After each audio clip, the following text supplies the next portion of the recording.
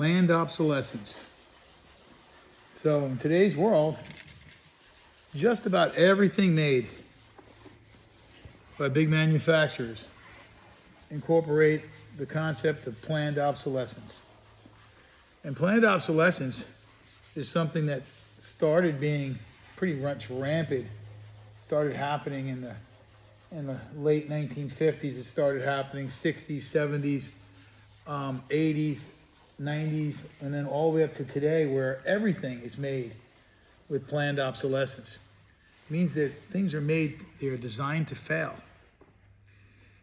I've got equipment in my shop that I bought from it was manufactured in 1952. I've got a planer. That planer was bought by Weyerhaeuser in 1952. They ordered it. They paid 280 grand for it back then. It's a 52-inch bus planer. I still use that machine to this day. I've got a machine that I bought in 2005. It was a $100,000 sander. That machine has to be completely rebuilt. The 52-inch planer, I can fire it up tomorrow, and my kids' will be able to use that machine. It weighs 11,000 pounds. It's solid iron and steel. It'll be here forever. It's an amazing machine. You tell me why we had the technology in 1952 to make a machine that lasts forever. And in 2005, or even today in 2026, equipment doesn't last but a few years. Maybe 20 years. If you get 20 years out of something, you're lucky. So the world today revolves around the whole concept of planned obsolescence. It's the way manufacturers keep you on their hamster wheel, keep you coming back. And it's no different in any product. In our cars, the cars today, the vehicles, they're designed to fail when your financing's up. Your home, you got a 30-year mortgage on a home. You're lucky if the materials in your house last you 15 years. They're pushing these vinyl plank garbage floors today. People think, oh, it's low maintenance. Baloney. You're lucky if that floor lasts you 10 years.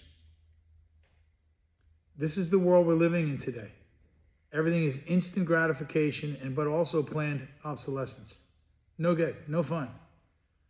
And we all need to kind of just wake up and start seeking quality things.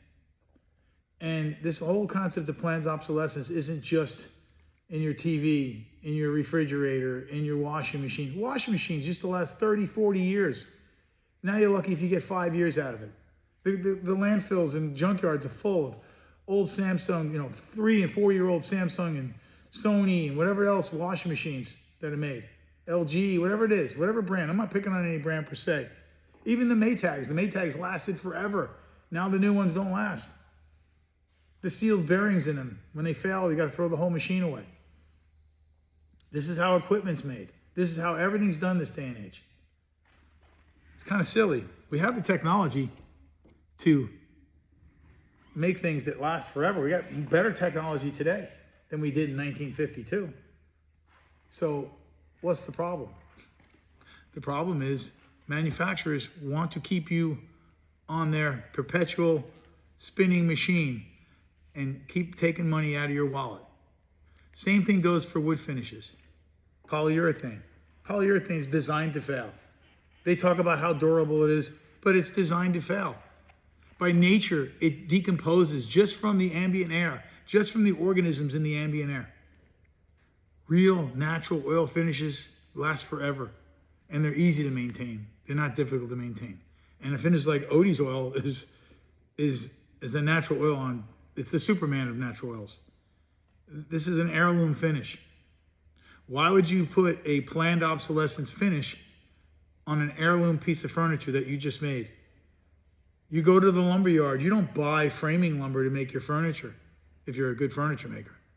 You go to the lumber yard and looking for the best piece of old growth wood that you can make your furniture out of. So why would you put a finish that's not going to last as long as the wood itself? An actual oil finish like Odie's, it's going to last you forever. If you're making heirlooms and you care about what you do, you want to use an heirloom finish.